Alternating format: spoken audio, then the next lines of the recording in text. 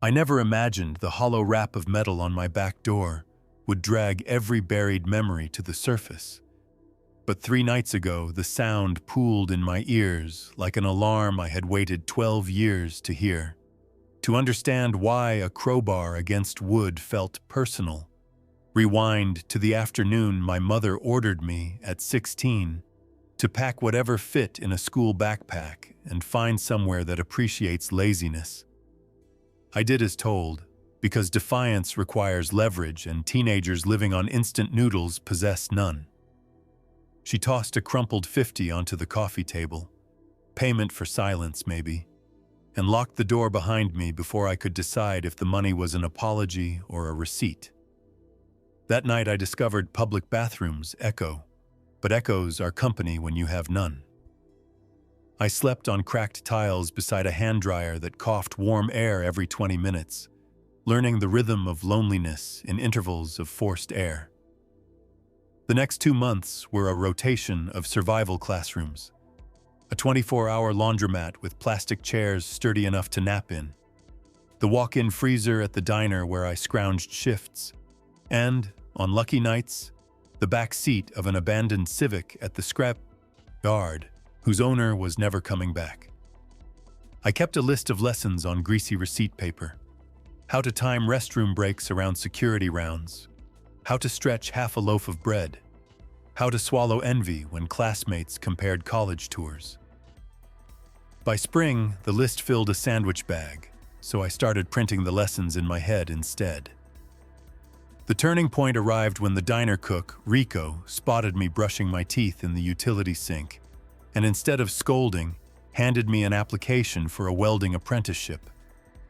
"Metal doesn't care where you slept," he said. That sentence welded itself to my spine. Welding paid better than waiting tables, and steel sparks felt cleaner than fryer grease. Within 3 years, my credit was boring, which is a polite word for good.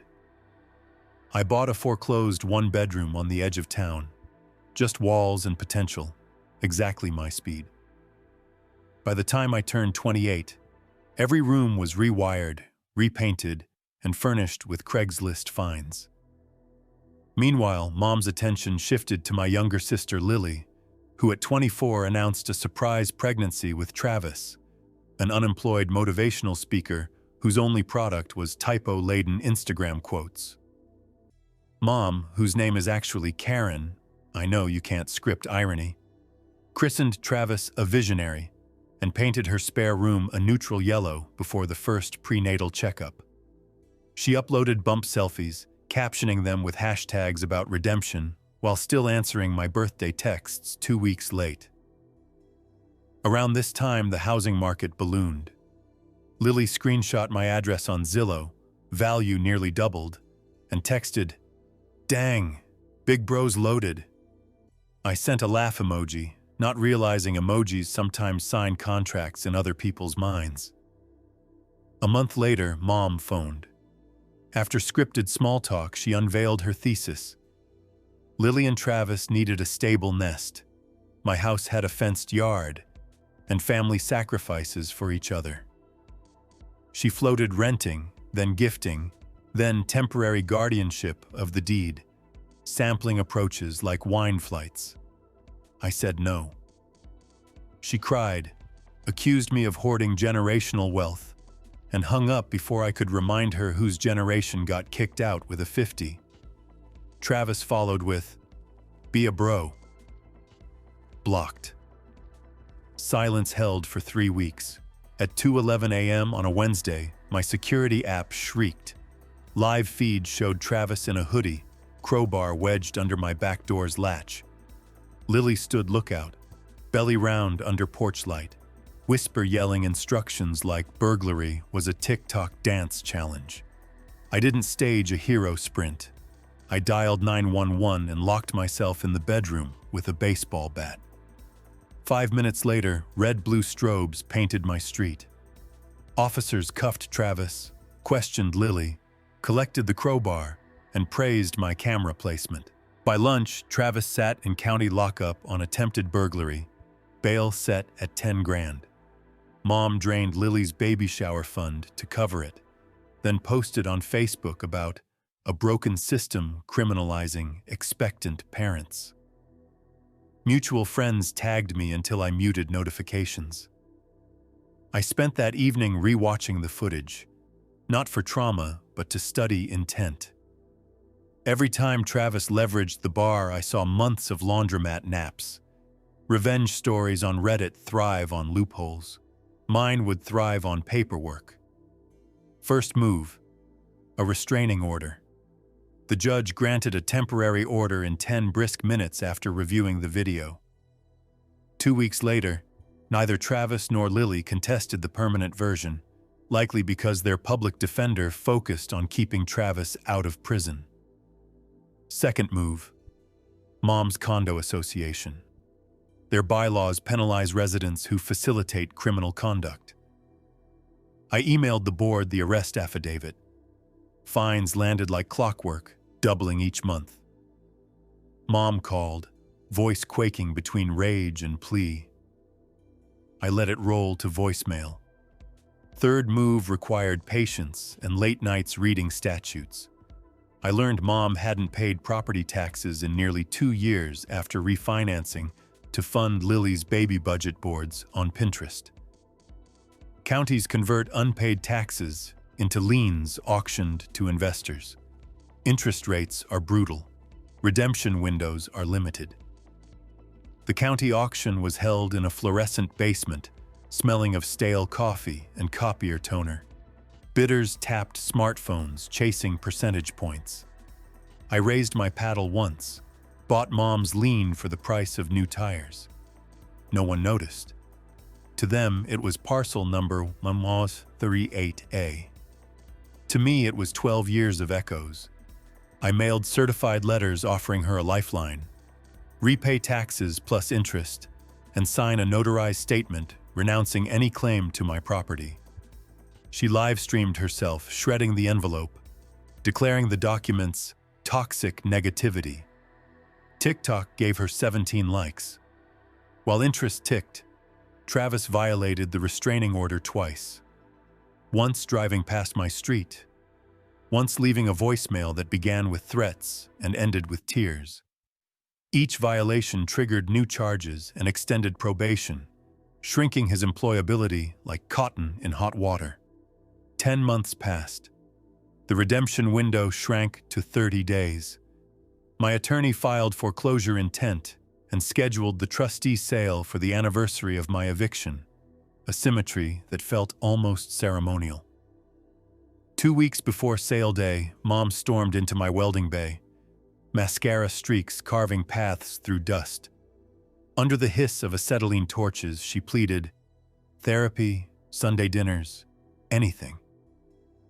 I offered simple math, repay the lien plus fees, plus written confessions from Lily and Travis admitting the burglary plot. She left in silence, sparks reflecting in her eyes. Sale day arrived. Paperwork clicked through systems, and by dusk I owned the condo. Equity was thin, but symbolism was thick.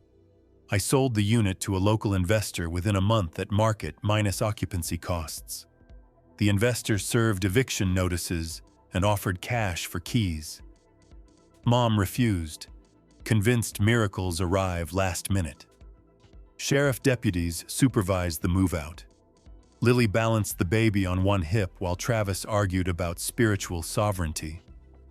I retrieved my old skateboard from their discard pile. Apparently, sentimental value skips generations. Neighbors watched behind curtains. No one clapped, but no one protested either.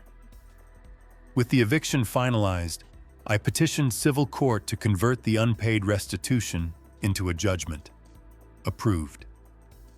Warehouse HR departments love forms. Wage garnishment kicked in within weeks. Travis's paycheck stub looked like Swiss cheese. He quit, blaming global conspiracies, unaware I'd already filed liens on any vehicle titled in his name. Proceeds from the condo sale seeded the second backpack fund at the community college. Applicants submit essays about nights spent without a safe bed. The financial aid office framed Lily's shredded letter TikTok screenshot under the banner, "Read before you rip." On the scholarship's launch day, I visited the park restroom. The city had replaced the sinks, but one stall still carried the glue outline of a missing hook where I once hung my backpack. I left a bouquet of daisies on the tank and walked out lighter. Mom's final safety net was a storage unit she forgot to pay. I purchased the lot for $20. Inside sat photo albums, unpaid bills, Lily's prom dress, and a shoebox labeled junk. It contained every birthday card I'd mailed Mom after leaving home, sealed, unread. Closure sometimes arrives in cardboard. That night I fed the cards to my fire pit, stamps curling like petals. Above the flames, the crowbar, already cleaned, rust-sealed, rested across patio chairs, waiting for a future wall hook. 3 nights ago, a motel desk clerk delivered a folded note to my porch. "Please stop. We're sorry. Give us a chance." No signature, but Lily dots her eyes with tiny hearts. I tipped the clerk and dropped the note in recycling. Paper deserves a second life more than some people. Reddit revenge posts love climactic courtroom monologues, but real endings feel like long exhales. I no longer check their social feeds. Friends forward updates I archive instantly. They exist somewhere, calculating rent against regret.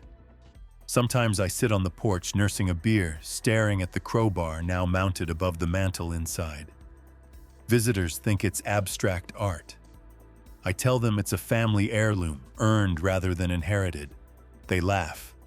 I let them. Because this is the lesson. Betrayal doesn't fade. It forges. I don't forgive people who hand teenagers a 50 and call it parenting.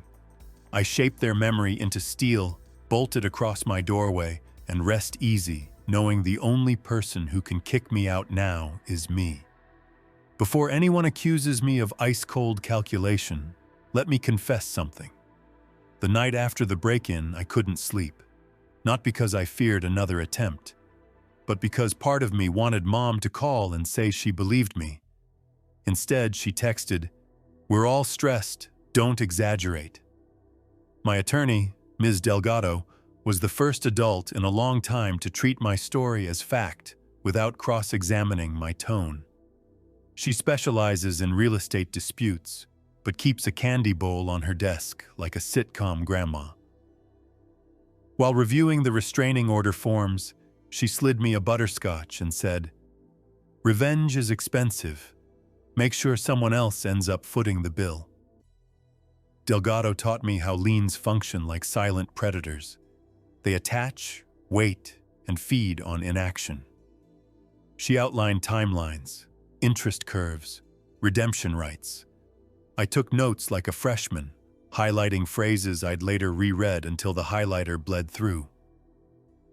In parallel, Travis launched a GoFundMe titled, "Help Us Keep Our Family Together." The campaign photo showed him cradling Lily's belly beside a caption blaming unfair lawfare initiated by me. The donation bar crawled to $43 before freezing. Comments wondered why he didn't sell his gaming rig first. Mom's friend group divided. Some remembered the eviction story. Truth spreads slowly, but sticks like sap. Others shared chain message prayers about forgiveness. I didn't engage. Every reply risks continuing a conversation I considered concluded the minute a crowbar scraped my deadbolt. I did, however, engage with my house. I replaced the hollow core back door with a solid steel slab rated to withstand police battering rams. The installer, a veteran with forearm tattoos of Norse runes, admired my camera setup and asked if I'd considered impact glass. I ordered it on the spot. Upgrading the house had an unexpected side effect. It erased the handful of insecure nights I'd once spent there early in ownership. Every new layer, locks, lights, alarms, felt like an apology from the universe for those bathroom floors. Security isn't just hardware. It's proof someone, even if it's you, thinks you're worth protecting.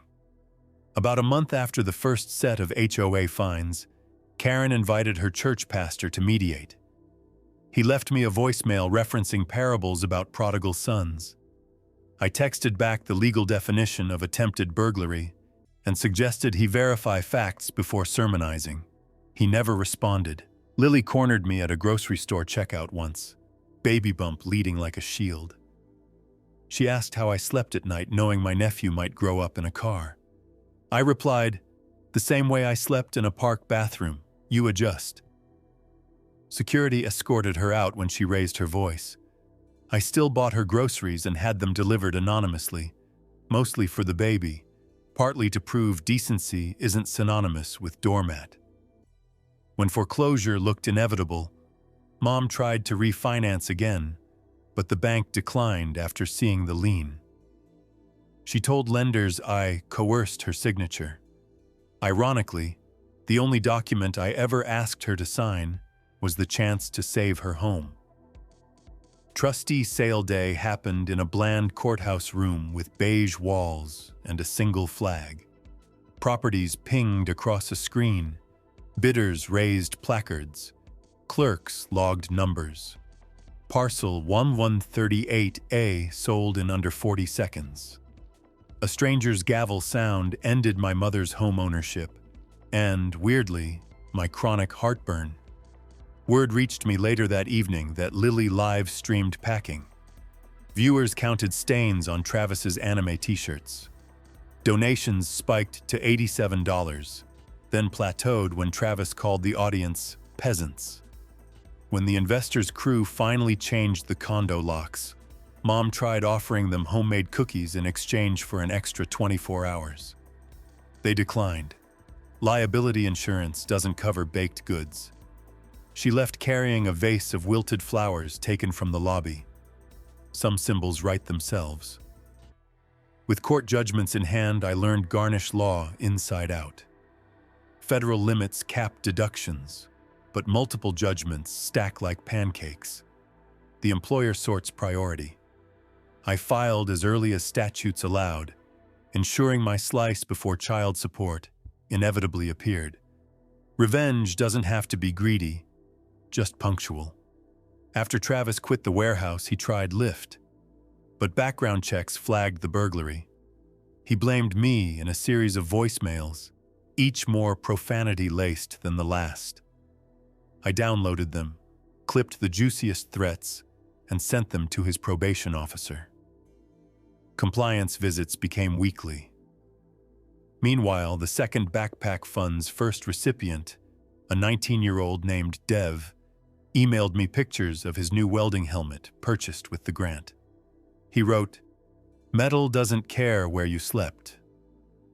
I printed the email and pinned it above my workbench, right beside Rico's original apprenticeship pamphlet.